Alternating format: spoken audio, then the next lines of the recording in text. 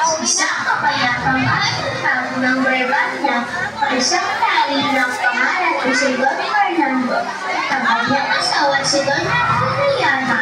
Kaya ay may tatlong anak na lalaki, ang pinakita si Don Pedro, ang ikalawa ay si Don Diego, at ang bunso ay si Don Juan. Sa mga pinagong nagpupunong si Don Fernando at talagang siya nag-isang sa mga Pilipino at siya ay nagsakit. Pinapunta siya ang ipinagamit sa Brebanya upang gamutin ang hari kung walang makapagpagaling sa kanya. Hanggang isang kanya ang dumating. Ang magpapagaling lang sa kanya ay ang awit ng isang ibong Adarna.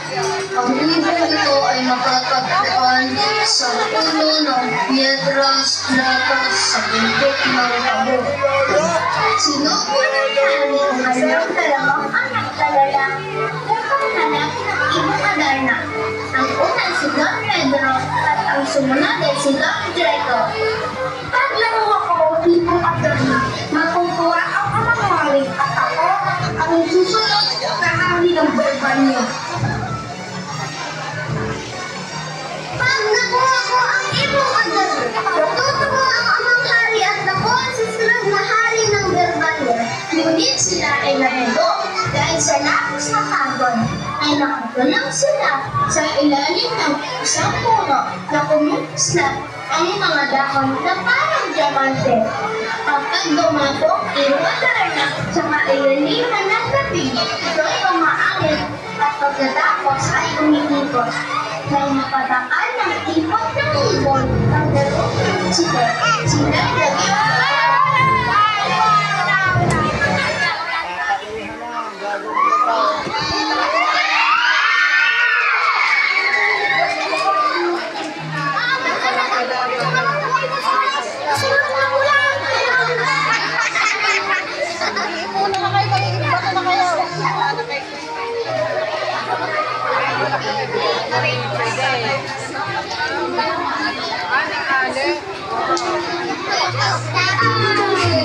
ay sarap sa pandinig na awit na yun. Ay sarap sa pandinig ng awit na yun. Makalipas ang 3 taon, ngunit hindi na nakabalik ang dalawang prinsipe. Dahil dito, natakot si Don Fernando na subong kanyang bunsong anak na si Don Juan dahil pagkakatotoo ang panaginip niya na makahanap ito. Ulit na umilit si Don Juan na hanapin ang mga kapatid at ibong Adarna. Sa kanyang paglalakbay, may nasalubong siyang matanda na humingi ng pagkain sa kanya.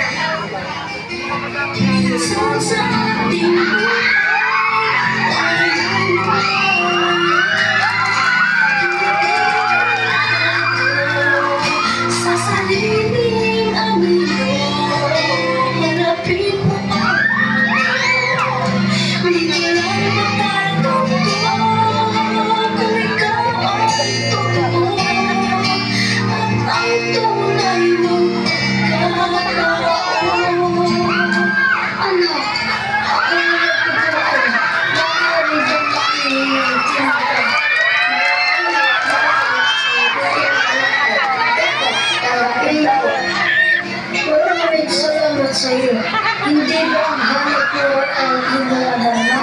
Magtungo ka sa bahay na nasa malapit sa bundok. Mayroon nakatira doon at matutulungan ka niya.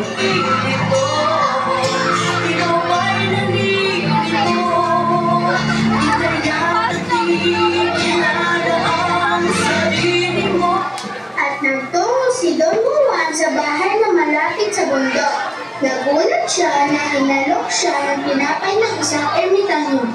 Iyon ang tinapay na binigay niya sa matanda. Ang ibong Adarna ang hanap mo.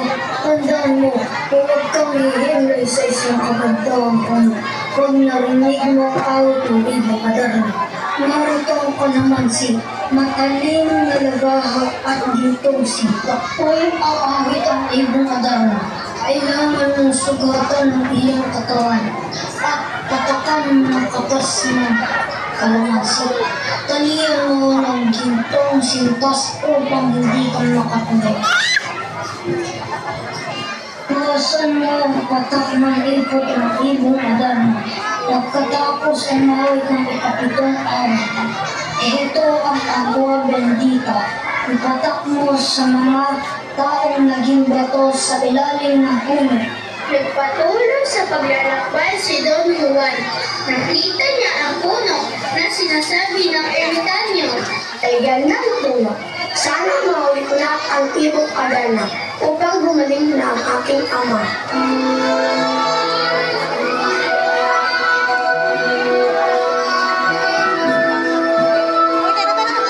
Dumating ang ibong Adarna, nakahanda na si Don Juan.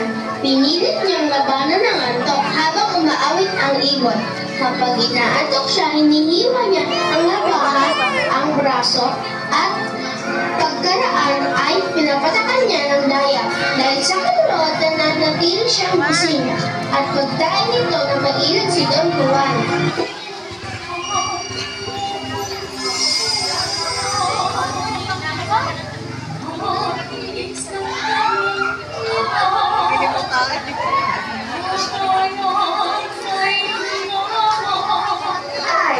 Ay sarap sa pandinig. Nakakaaltok. Naku, dapat kong sundin ang bilin ng ermitanyo. Habang umaawit ang Adarna, kukunin niya ang nagahas, susugalan ng braso at pipagain ang kalamansi at tatalian ng ditong sintas. Aray ikaw! Ang mikit ang Adarna, pinuli ito ni Don Juan. Tapos, binisigan niya ng agua bendita ang mga bato sa ilalim ng puno ng Pedras Blancas. Naging tao ang mga batong binisigan niya at ito ang kanyang mga kapatid. Ako ang ganda mo!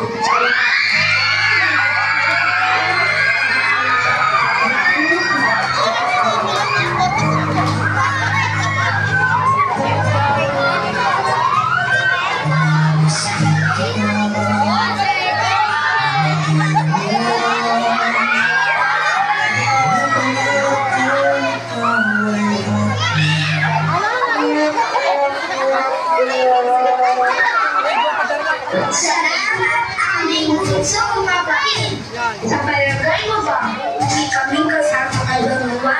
Isa kang mga o magdadala ng iba na nakiyan sa ating amamati. Binugod mo lang kapag si Don Juan.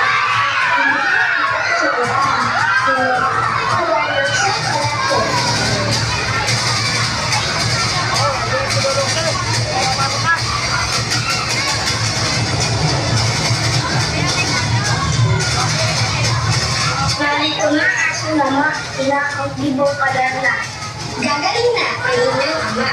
Halika at simulan ng paawitin ito. Ngunit ang ibang Adarna hindi umamin. Sabi ng dako, tulungan ng ermitanyo si Don Juan hanggang makabalik ito sa palasyo.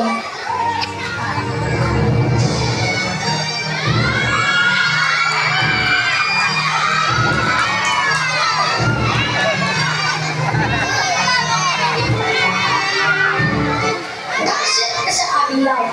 Ako ang maaaring ina ay nakahuli sa ibong Adarna. Binugdog ako ng aking kapatid upang saan ang magdala ng Adarna dito sa palasyo. Hindi pa tayo tapos, mahal ko kapatid. Dahil sa kulat, agad magaling si Don Pedro at Don Diego. Salamat aking anak.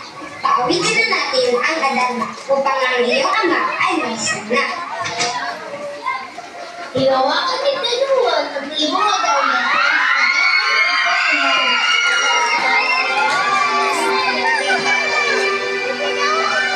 Sisikatin ng araw sa buhay mo. Iwanagin ang iyong mundo. Hintayin mo lang tinadaulan. Ang lupay ng liwanag.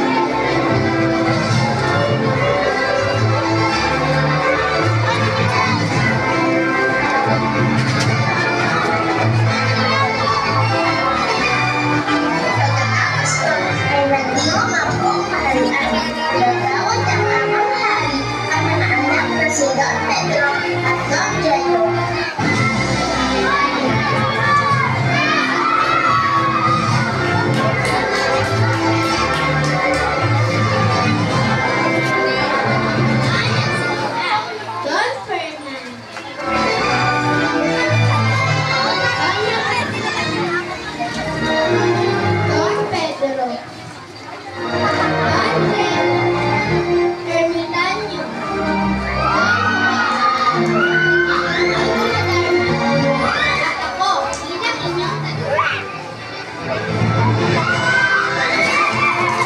inyong wawakas ako ang alamat ng iwang Darna hanggang sa